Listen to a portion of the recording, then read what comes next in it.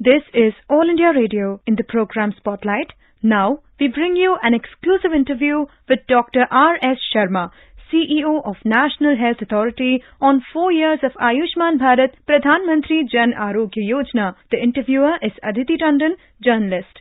Ayushman Bharat Pradhan Mantri Jan Arogya Yojana has now entered its 4th year, and this has proved to be the most successful and the world's largest free and cashless health delivery scheme as far as secondary and tertiary hospitalization is concerned. It is also very important to note that the expansion of the program has also been comprehensive, with the government trying to include as many categories as possible and trying to also go beyond its mandated packages by including more and more health packages in the Ayushman Bharat scheme, and also recently by including transgenders for a range of surgeries for which a package is already being finalized by the National Health Authority. Dr. Sharma, how do you look back at 4 years? How satisfied are you with the performance of the program? Well, the program started on 23rd of September 2018, and it is exactly 4 years we have completed. And I think we have progressed in this journey to a very large extent, because the first 1 crore beneficiaries hospitalizations took about 1.5 years, but the now last 1 crore has taken just about 6 or 7 months. So essentially the speed has accelerated. Thus far we have done about 3.9 crore hospitalizations, amounting to 45,000 crores approximately. And of course, we have issued 19 crore Ayushman cards to the family which are beneficiaries of Pradhan Mantri Jan Arogya Yojana. So I think it is doing quite well. And as you yourself indicated in your introduction, we have included the number of packages have increased to about 2,000. The rates of the packages have also been rationalized to a very significant extent. Right. Going forward, Dr. Sharma, since authorized hospital admissions that have been included under this 4-year program already have been more than 45,000 crore, which looks very encouraging, and you obviously plan to expand this. What, according to you, is your biggest challenge going forward? Because some private hospitals have concerns with respect to rates of the packages. Are you in touch with them? No, we certainly are in touch with them. In fact, the health benefit package construct and their rate determination is done in consultation with the private sector, public sector, all state governments. So it's basically a consultative exercise. So that is something which we keep on improving as we go along. As you will understand, the cost of living and other kinds of things also change. So we are sort of frequently changing our rates at given intervals. So that is one part. And I don't think really people do have such major concerns, because please also remember that the scale is also very large. So, there is always a trade-off between the cost and the volume. So if somebody who is a customer who provides a lot of volumes of treatments to you, then obviously you have to give some discount to that customer. So in some sense, the rates are a little below the market rates, but not too much below. That's one part. Secondly, we also have challenge of these hospitals, because while we try to empanel hospitals in remote rural areas, there are certain districts where the number of the hospitals are not there who fulfill the criteria of empanelment. We try to kind of even relax the criteria of empanelment there.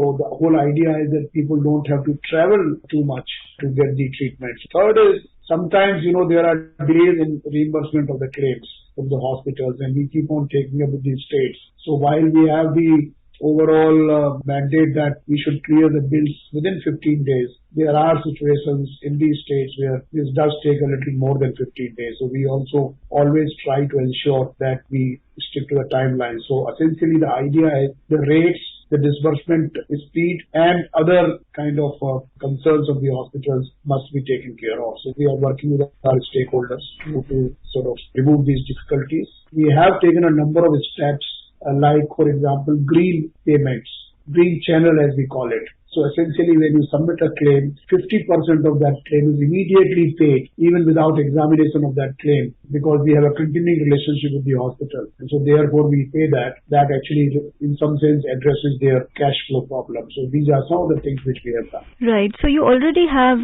about 28,396 empaneled hospitals, and as you said, you are in touch with all stakeholders to take this forward. Dr. Sharma, what are the packages that dominate Pradhan Mantri Jan Arogya Yojana? The whole scheme is for hospitalization, which means the secondary and tertiary care is basically the area which we cover. And in that particular respect, medical oncology followed by orthopedics, these are the two packages which are in high demand under tertiary care specialties, whereas general medicine followed by general surgery are in high demand under secondary care specialties. And Kerala actually has shown the highest hospital admissions, which is actually 25,252 admissions per lakh eligible beneficiaries. So that's also a very significant number. Actually, it is not 25,000. I think it's about per 10 lakh beneficiaries. So it is 2.5%, so to say, is the overall. So it's quite significant. The health-seeking behavior is the best in the country. Absolutely. Kerala's health-seeking behavior has been a very important example through recent outbreaks also. Dr. Sharma, are all states and UTs now on board with respect to PMJAY, or is there still problem with some states coming on board?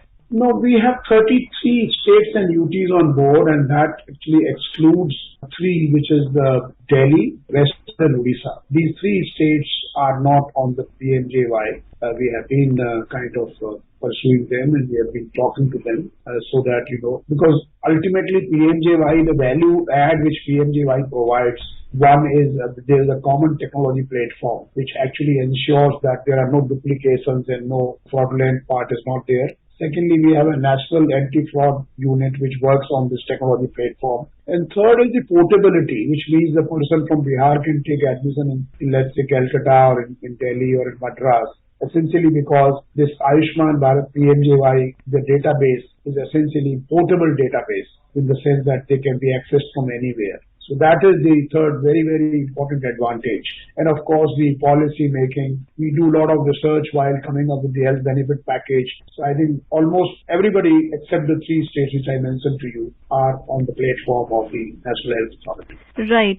The National Health Authority recently struck a landmark memorandum of understanding with the Social Justice Ministry to also cover transgender persons and also prepare a package for them for sex reassignment surgeries. Where have you reached with that, Dr. Sharma? So, as you said, apart from the treatment packages covered under the PMJY, we have about 50 more packages that have been defined specifically for the transgender community. And of course, there is a database of the transgender community which the NOSJE maintains, because ultimately beneficiary database is their area. So that's what we do. The packages include the sex reassignment surgery, and the construct of the package include genital surgeries, hormone therapy, laser therapy, follow-up packages for certain procedures to ensure the continuum of care for transgenders. We are going on this technology platform. We are onboarding them. We are in the process of onboarding the entire database of the transgender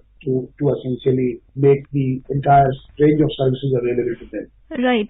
A lot of people would be interested in knowing whether there is any further plan to expand the ambit of Pradhan Mantri Arogya Yojana. Already you are covering 10 crore families mentioned in the socio-economic caste census, but is there any thinking to go beyond that?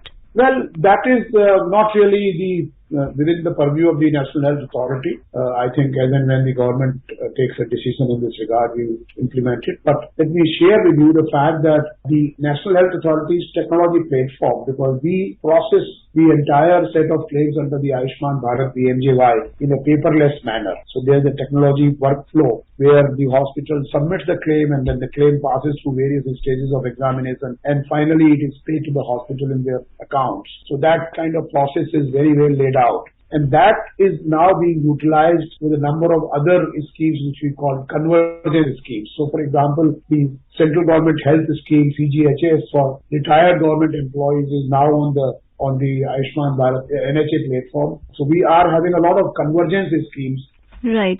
Another very important pillar of Ayushman Bharat mission as a whole, Dr. Sharma, which also you are spearheading, is the digital mission, the digital health mission. And we did hear in Parliament recently, the government gave some replies saying that a certain number of health IDs had already been generated. What is your experience there?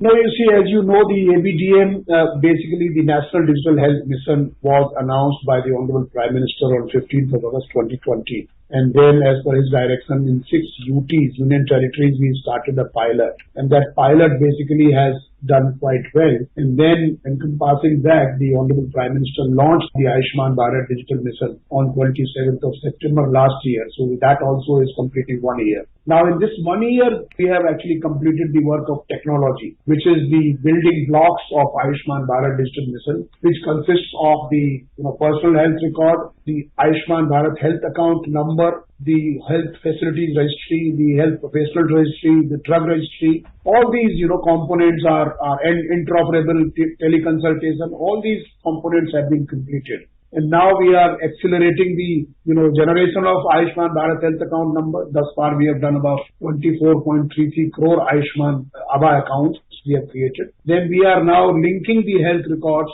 and we have done about 1 crore of health records have been linked, and actually they are being linked at a very fast pace of about 500,000 per day. And therefore, what we are creating is actually a digital ecosystem for the delivery of health services.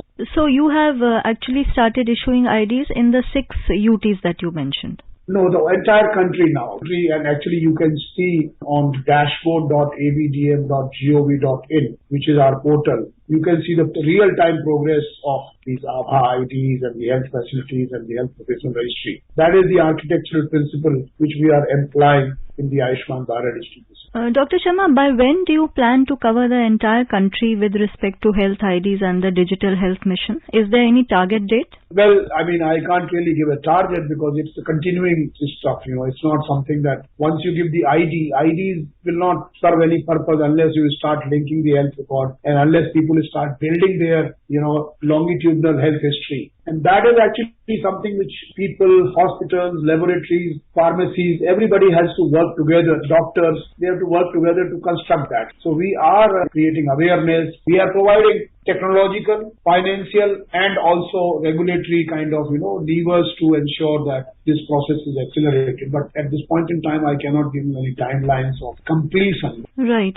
Dr. Sharma, one issue that you have always been saying and talking about has been the privacy under the Ayushman Bharat Digital Health Mission, and NHA has actually assured citizens that their health records will remain private and secret. How do you ensure that when you create an account? We call it the federated data architecture. Now, what it actually means is that the Ayushman Bharat Digital Mission does not seek to aggregate or collect at one place all the health accounts of the people. The health accounts of the people remain wherever they are created. So, for example, if you visited an Apollo hospital and the doctor gave prescription and some tests were done, those records will remain with the Apollo hospital. What the Ayushman Bharat Digital Mission ensures is that your records are linked with your Ayushman Bharat health account, and therefore you will be able to access them as and when you want to access them or as and when you want to share them. So basically, the control of the records is not with anybody else except the patient himself. And that's the architecture. Dr. Sharma,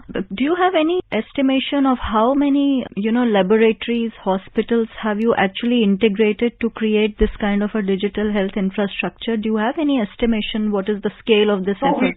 Not only we have the estimation, we have the exact figures, and as I explained to you, you can go to Ayushman Bharat Digital Mission's dashboard, and that dashboard basically gives you, in fact, total number of hospitals linked with it. So, for example, we have the 1,58,459 hospitals which are verified facilities on the health facility registry. We have 88,000 health professionals, and we actually give who has created ABHA, which hospital has created ABHA, which state has created ABHA, where these hospitals, the professionals belong. So everything is actually given in this dashboard. This data is a real-time data. So we have created a methodology whereby anyone who creates the Ayushman Bharat health account, that account is basically just, we don't have the information about that account, but we just collect that number that yes, this number has been created. So that when we have the aggregated data which are anonymized, which are not related to any specific person. That sounds like a humongous effort, Dr. Sharma. Thanks for your time. Thank you very much, Aditi. You were listening to an exclusive interview with Dr. R.S. Sharma,